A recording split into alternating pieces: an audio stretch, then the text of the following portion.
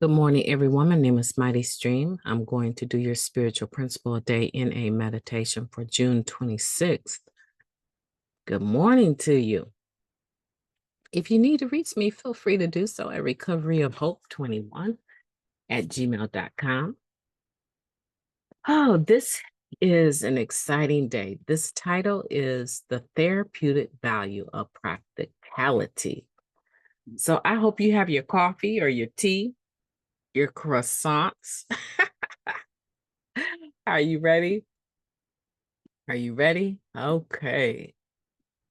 The therapeutic value of practicality, June 26th. We feel that our approach to the disease of addiction is completely realistic. For the therapeutic value of one addict helping another is without parallel. That comes from the basic text, chapter 4, How It Works. By the time we get to Narcotics Anonymous, right? Many of us have a long list of what didn't fix us. Family, relationships, doctors, treatment programs, religious institution. We begged God or something out there for relief.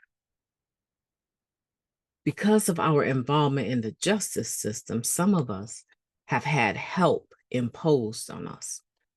All these individuals or entities may indeed have been helpful to our survival, even if only to introduce us to NA.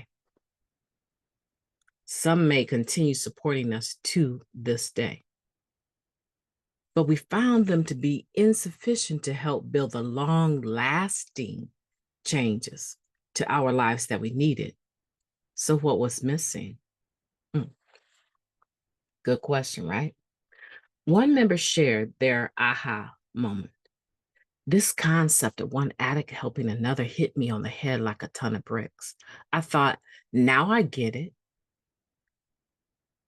These were helpful, practical bricks, of course, bricks that we can use to build our life back up. Recovering addicts who've survived what we've survived are unquestionably the best source of practical information about recovery. This ideal not only makes sense to us, but it also brings us some relief. In NA, we create an atmosphere of healing for each other. That's what we mean by therapeutic. We help each other to heal through empathy and solidarity. The we of Narcotics Anonymous, of NA rather, is a powerful and practical resource we use to walk through life's difficulties and hold each other up as we heal. Honest sharing helps identify others who have survived infidelity, infertility, illness, and a myriad other hardships. We connect each other with members who've had to navigate similar things, and we get to learn from their experience.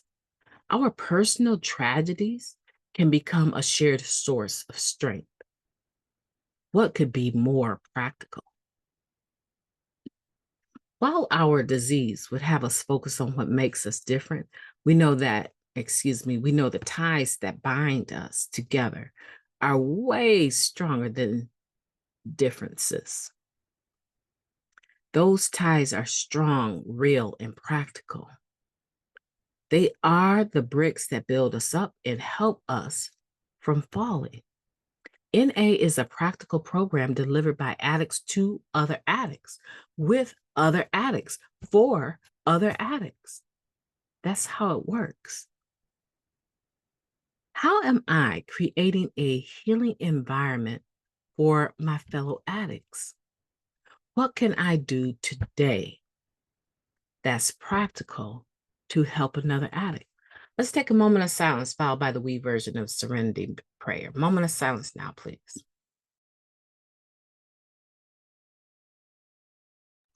Thank you. God, grant us the serenity to accept the things we cannot change, the courage to change things that we can, and the wisdom know the difference. Just for today, please and thank you.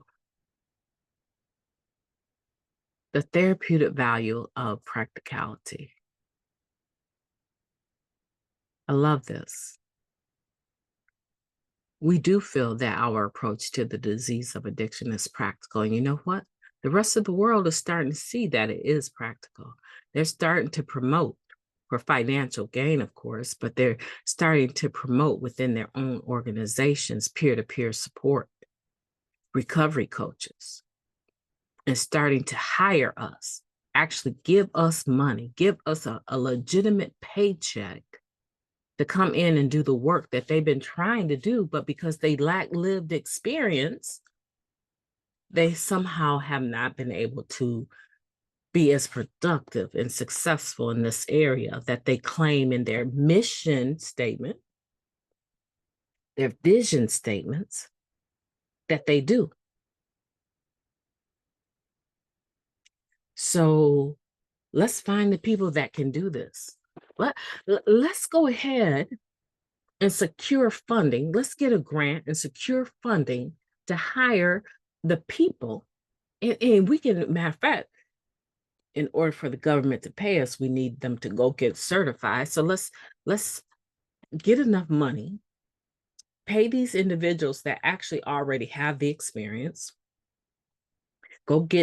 give them a certification, a 6-week program, get them certified so that they're covering, we're covering all our bases. There's no loopholes here. They understand how to handle groups. They understand what is expected in society of being the therapeutic value, right? Of one addict helping another. Let's make sure that we kind of round out their rough edges a little bit, have them pass a test so it's legit, based on the state, which means that the state can give us money to give them a check.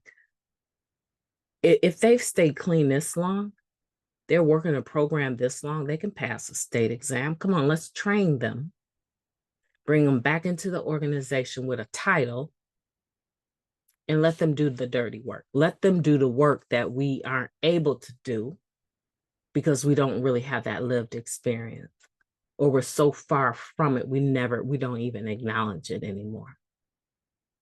So don't tell me that the therapeutic value of one addict helping another is not without parallel. It absolutely is a true statement.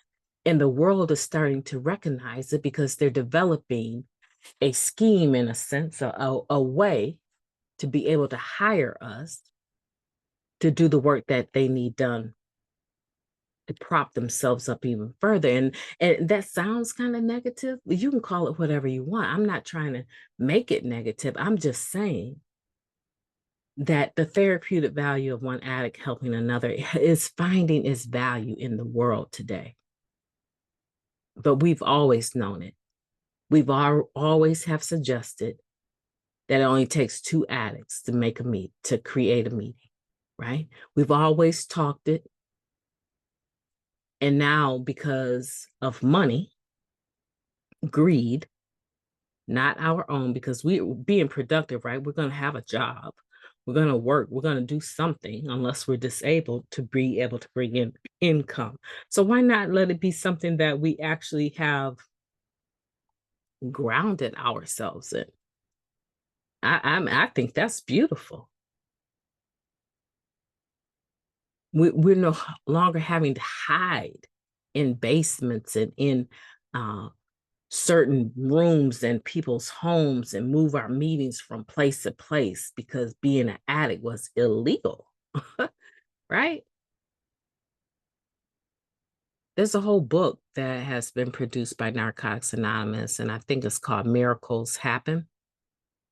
If you really want to get into that process of alcohol, right, being illegal, liquor actually having to be it was created like a drug, right? Bootlegged.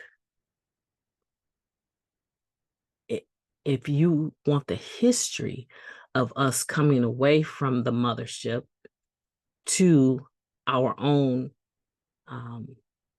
entity that embraces alcohol as a drug, but also takes away the stigma, the criminalization of using other substances. And we're far more inclusive. If you want the history of that, get that book. Find that book. You can find it secondhand, I'm sure, for just a couple of bucks. But if you want your own, get a new one, order it from na.org. Miracles Happen. And it talks about how there was these asylums too in the United States that were used to house us. Right? Can you imagine being a heroin addict and having to be locked up because it became public knowledge that you were an addict? Can you imagine? As big as Zoom platform is for NA, can you imagine? Shh. Hide them tracks on your arm. Shh. The authorities find out you going to Kentucky. I'm not even sure if that facility was in Kentucky. It seems like it was, but there were just a couple of places that we had to be sent to. And if you ever get a chance to talk to some of these older addicts, and I guarantee you, they're older. The people that I'm thinking about are right around 50 years clean. Mm-hmm. Yeah. When our book, yeah, 1953. So the people I'm thinking about are in that, I would say not even 40 years, but there's some that I've talked to that are actually in the 40-year bracket that have some horrible stories to tell about getting clean. Shock treatment. I mean, we've come so far as a society, and it still holds true. It still holds true, right? Bill W. and Dr. Bob going to a hospital, actually what would have been called, what we would have called H&I today. Two people going to visit someone that had a wet brain.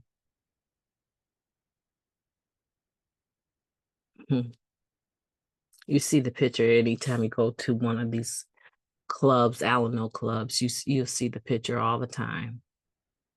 Bill W. and Dr. Bob sitting on the side of a bed, holding a meeting with an addict that was suffering from wet brain. So we've always believed that the power of love reigns. We've always believed it. And you can look at your own story and see it too. We're grateful. We're grateful for all the institutions, even the religious ones, the treatment programs, doctors, family, relationships. We're grateful. We're so grateful. But there comes a point in a time.